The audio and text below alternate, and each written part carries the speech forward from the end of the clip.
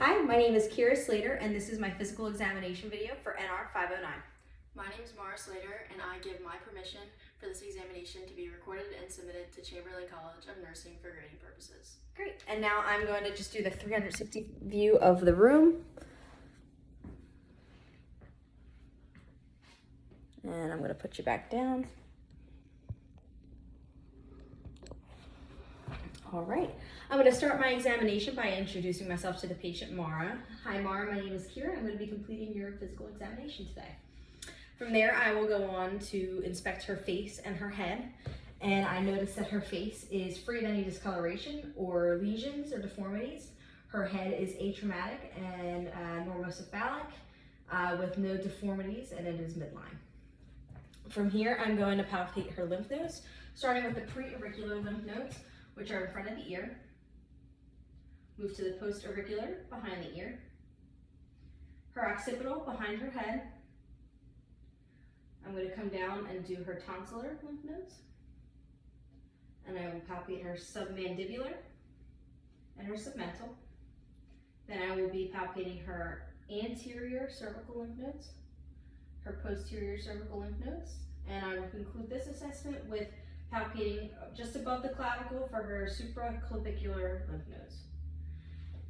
To note, I did not notice any enlargement or deformities, and they were equal bilaterally. From here, I will test her fifth cranial nerve, the trigeminal nerve, which has a motor and a sensory component. We'll start with the motor. First, I'm going to palpate her masseter muscle while she clenches her jaw for any tenderness, deformities, or asymmetry. Do you have any tenderness? Good. And that's the motor portion. For the sensory portion, I'm going to have Mara close her eyes, and I'm going to touch various parts of her face and have her identify where I am touching.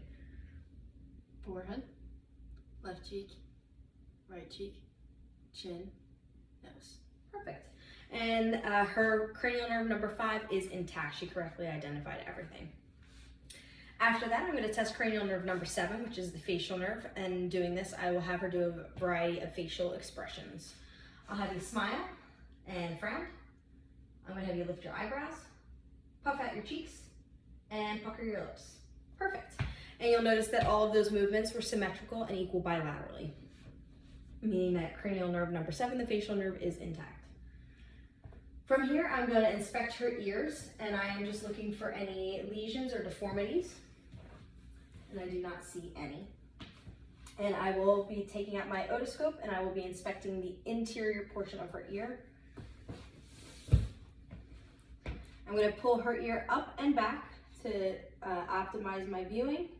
Place my otoscope in the ear, and her external auditory canal has no lesions, deformities, redness, or swelling, no discharge or cerumen. Her tympanic membrane is pearly gray in color, and there is no fluid or effusions in the external auditory canal. I will repeat this on the other side.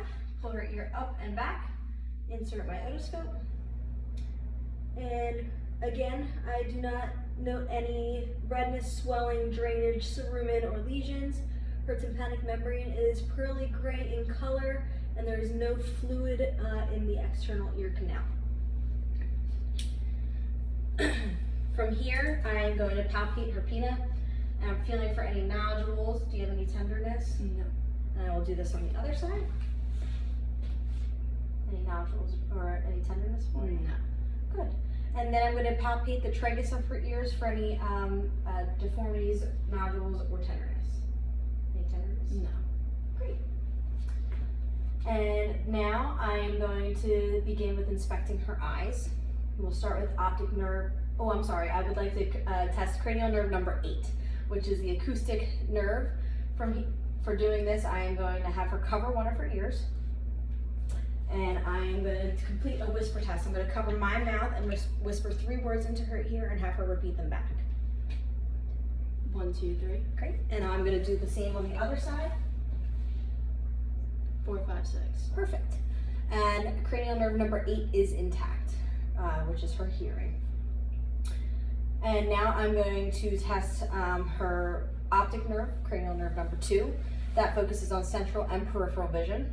So I'm going to use my pocket stone eye chart and move 6 feet away. And have her cover one of her eyes and read the lowest line. LTFPH. Great, and switch eyes. LTFPH. And now both eyes. LTFPH. Great. And Mara's vision is 20/20 bilaterally. Her vision was great in left eye, right eye, and both eyes. Now, I typically have someone stand, but I'm much shorter than she is to test her peripheral vision. So I am going to do this by putting my hands out of view and then bringing them into view, and she'll let me know when she can see them. Can you see my hands? Let me know when you can. I can see them. Good. And again. I can see them. And from below. I can see them. Perfect. And her peripheral vision is normal and intact.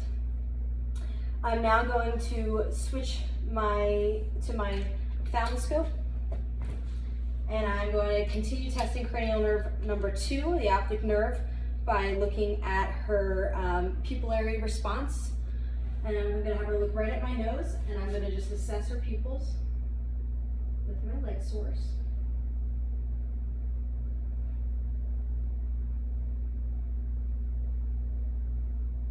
And I note that her pupils are equal, round, and reactive to light bilaterally. They're about 4 millimeters and they are brisk.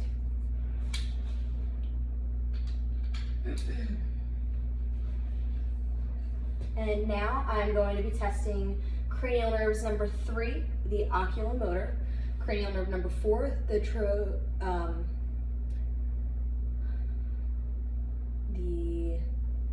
trochlear, and cranial nerve number 6, the abducens. In doing this, I'm going to be testing her extraocular movements with an H formation. I'm going to have her look directly at my finger and follow my finger, and I'm going to be looking for all the movements.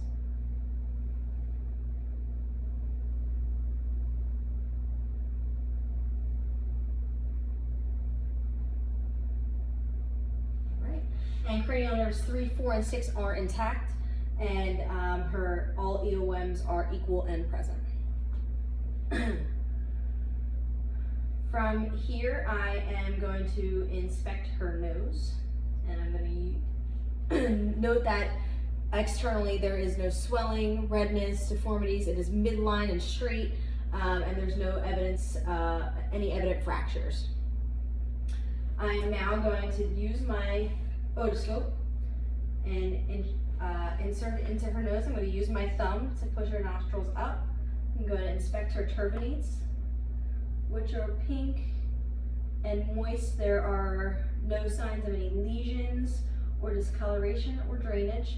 I'm going to angle my stethoscope anteriorly to see her septum, which is midline without any deviation.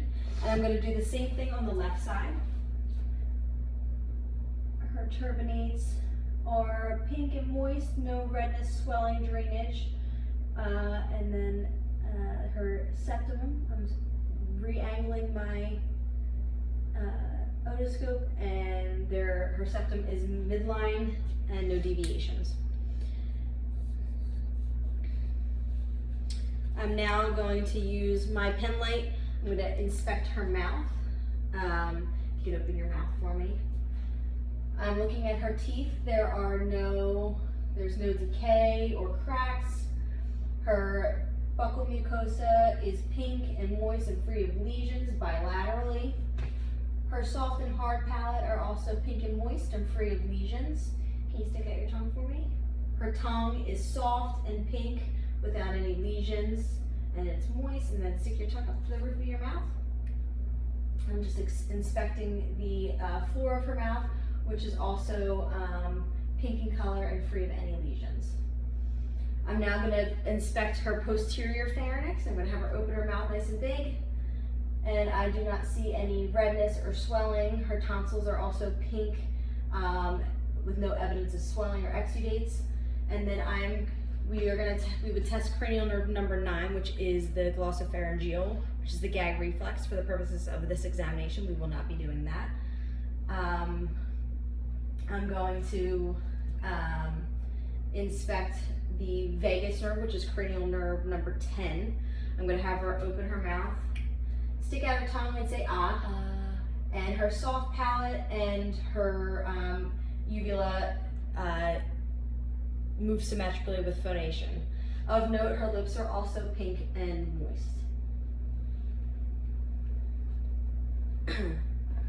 From here, I am going to palpate her jaw for her TMJ. I'm going to be palpating for any subluxation, crepitus, or deformities. Can you open and close? Open and close. Perfect. And her TMJ is fine. No tenderness. Great. I'm now going to move on to her neck. I'm just going to inspect that it is midline. There's no deformities, no lesions to her skin. I'm going to inspect her trachea, which should be midline, and no deformities. And that looks great. I am now going to find her cricoid process and her sternal notch. And in between there should be her thyroid. So I'm going to pull tension on one side and have her swallow. And I'm going to be feeling for movement and size. I'm going to do the same thing on the other side. Swallow. Perfect. And that was palpation of her thyroid. Now I'm going to palpate her carotid arteries. They should be on either side of the trachea. And do them one at a time. And they are equal bilaterally and bounding. I'm now going to use my stethoscope and auscultate her carotid arteries for any bruits. I will use the bell of my stethoscope for this assessment. In doing this, I'm going to have her take a deep breath and hold it so that it is not, the breathing sounds do not interfere with the auscultation of the carotids. So take a deep breath in and hold it. Good, and let the breath out. And another deep breath in and hold it. And her carotid arteries are free of any bruits. From here, I'm going to test the active range of motion of her neck. So I'm going to have her flex her neck, which is chin to chest. Good, and bring it back to center and look up at the ceiling, extension, and bring it back. I'm going to have you turn your head over your right shoulder. Good, and your left. And that was rotation. And then I would have you put your ear to your shoulder on both sides, and that is lateral extension. All of her active range of motion is intact. From here, I'm going to test cranial nerve number 11, which is the accessory spinal. And I'm going to do this by pushing down on her shoulders and having her shrug against resistance. Perfect. And that was intact. From here, I am going to begin my cardiac assessment. I'm going to listen to all 5 points with the bell and the diaphragm of my stethoscope. I'm going to start with the diaphragm. And I'm going to do the second intercostal space on the sternal border on the right side, the second intercostal space on the sternal border on the left, so aortic, pulmonic. The third intercostal space on the left sternal border is your Erb's point. The fourth intercostal space on the sternal border is your tricuspid valve. And then I will do mid-clavicular fifth intercostal space for mitral. And I'm gonna, repeat this with the bell of my stethoscope. So aortic, second intercostal space, sternal border on the right. The left sternal border, second intercostal space for the pulmonic on the left side. Down to the third intercostal space on the left sternal border for the tricuspid. Erb's point. And then the fourth intercostal space, the left sternal border for the tricuspid. And then again, mid-clavicular,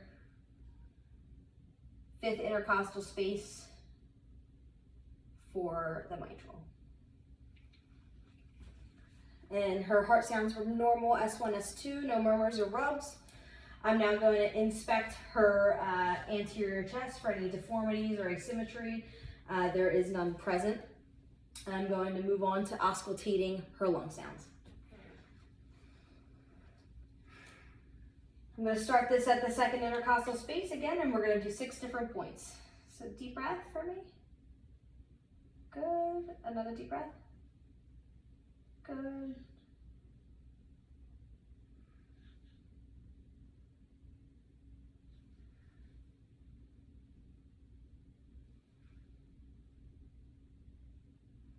Great. And her lung sounds are clear and equal bilaterally on the anterior portion of her chest. Now I'm going to have her spin around in the chair here. And I'm examining her posterior chest for any deformities or discoloration or lesions, and I do not see any. And I am going to proceed to auscultating her lungs on the posterior chest. 8 different spots starting above the scapula. Deep breaths. Good.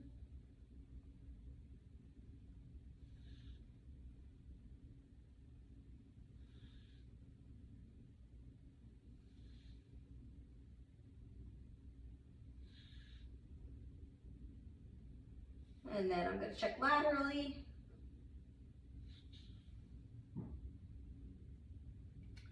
And her lung sounds are clear and equal bilaterally on the posterior chest. All right. Now I'm going to be testing her upper extremities. For the purposes of this assignment, deep tendon reflexes and range of motion will be tested unilaterally, but typically I would complete the examination on both sides. I'm going to start by inspecting her hands for any redness, swelling, deformities. And while I'm here, I'm going to check for capillary refill, pinch till it's white, and it turns a nice healthy pink in less than 3 seconds. And on the other side, same, it turns a nice healthy pink in less than 3 seconds. From here, I am going to test her radial pulses. So I'm going to have you sit with your hands like this, and I'm going to check them at the same time. And they are 2+ and equal bilaterally. Great. And from here, I am going to test the passive range of motion of her elbow. So I'm going to have you just relax your arm for me. Flexion and extension. And I'm going to test the range of motion of her shoulder as well. Flexion, extension, internal rotation, external rotation, adduction, abduction. Great. From here, I am going to test her cerebellar coordination. So, Amara, I'm going to have you touch your pointer finger with your thumb, middle, 4th, 5th, and keep doing that for me. Great, and you can stop. Now I'm going to test it, your hands, your motor movement of your hands. I'm going to have you go palms down, palms up, and increase speed. Perfect. Coordination is equal bilaterally. And now I am going to test her reflexes here. So I'm going to, if you give me your arm, I'm going to support her arm with my arm.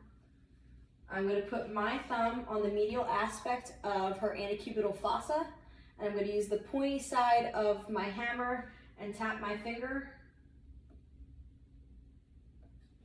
Good, and you'll notice some flexion there. While I'm testing her reflexes, I'm going to have you just dangle your leg, and these again will be completed bilaterally, and I'm going to test her patellar reflex. Good. And then I'm going to move down to the foot. I'm going to have you just relax your foot, and I'm going to hold it, and I'm going to tap her Achilles. Good. All right, and you saw some pronation there. From here, I'm going to test her strength. So I'm going to have you squeeze my hands as tight as you can. Good, and you can let go. Now put your hands up like this. Don't let me pull. Don't let me push. All right, good. And her strength was equal bilaterally, 5 out of 5 in the hands, biceps, and triceps. And now we're going to move on to the abdominal assessment. So I'm going to have you lay down for me. I'm just going to move the camera for a better angle.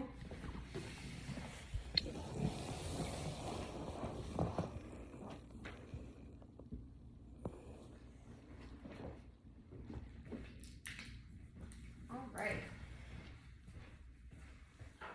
So I'm going to have her expose her abdomen. Thank you so much.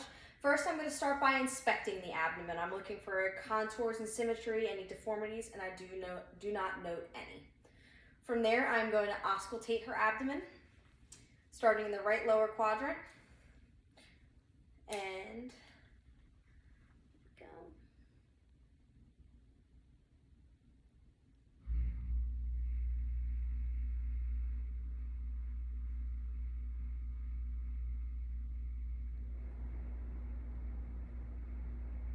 And her bowel sounds are normal, active in all 4 quadrants. I'm now going to auscultate for any bruits. I'm going to start with the aortic, right at the bottom of the xiphoid process. And to the left, right above the umbilicus, I'm going to be listening for the left renal. Move to the right, above the umbilicus, the right renal. Right below the umbilicus is the iliac, and the left below the umbilicus is the left iliac. I do not note any bruits or any abnormalities upon auscultation. I'm now going to percuss her abdomen for any tympany, fullness, or dullness.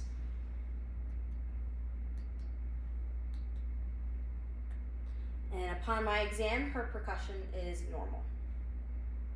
I'm now going to palpate her abdomen for any masses or tenderness. And just let me know if you feel any tenderness.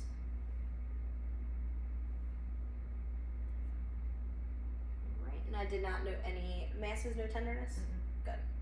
Now I'm going to palpate for her liver, and I'm going to put my right arm behind her and find her costovertebral angle. And I'm going to have her take a deep breath in, and I'm going to push up and deep. And you may feel the liver at that point. I'm going to have her turn her hips slightly towards me. I'm going to do the same thing on this side, support with my left hand, find the costovertebral angle, and have her take a deep breath in. And here I was palpating for the spleen, and I did not feel it, and that is a normal assessment. All right. Oh, I'm going to test the Bloomberg sign. I'm going to go down at a 90-degree angle, do deep palpation, and assess for tenderness. Tenderness would indicate a positive Bloomberg sign. A no tenderness would make it negative. So I'm going to push down. Any tenderness? Great. That was a negative Bloomberg sign. All right. Now I'm going to change the angle a little bit of the camera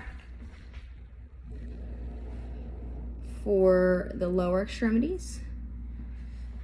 And I'm going to first inspect the skin integrity. I see no openings, just some bruising. Everything else is otherwise intact. I'm going to test the range of motion of her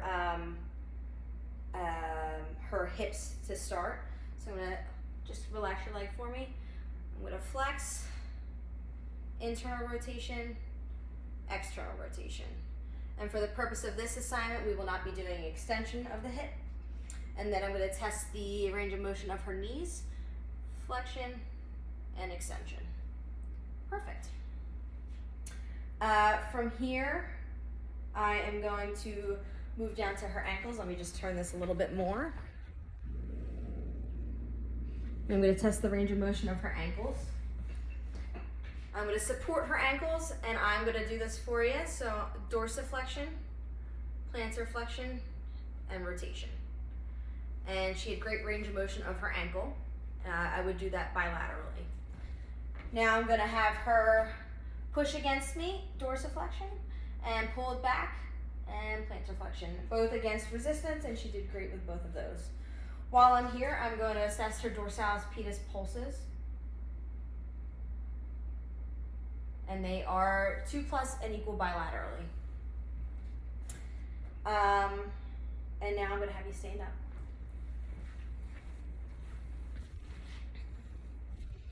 Move this over a little bit.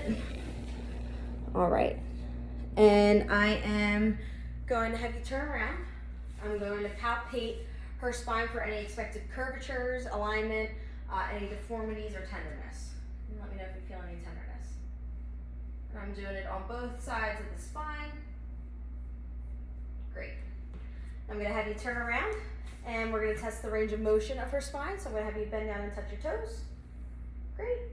Then extend your back. Perfect. I'm going to have you bend to the side for some lateral flexion and the other side. And then I'm going to have you do rotation on both sides. Fantastic.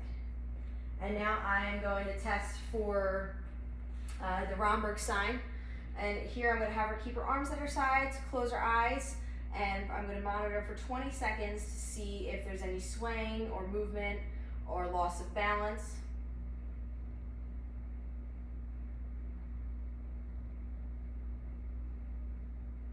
All right, and that would be a negative Romberg sign. And I'm going to assess her gait. I'm going to have her walk a couple steps towards the camera. Good, and turn around and walk back. And I did recognize that I forgot to test the cranial nerve number 12, which is the hypoglossal. So I'm going to have you stick out your tongue and move it side to side. All right, and that concludes my physical examination. Thank you, Mara.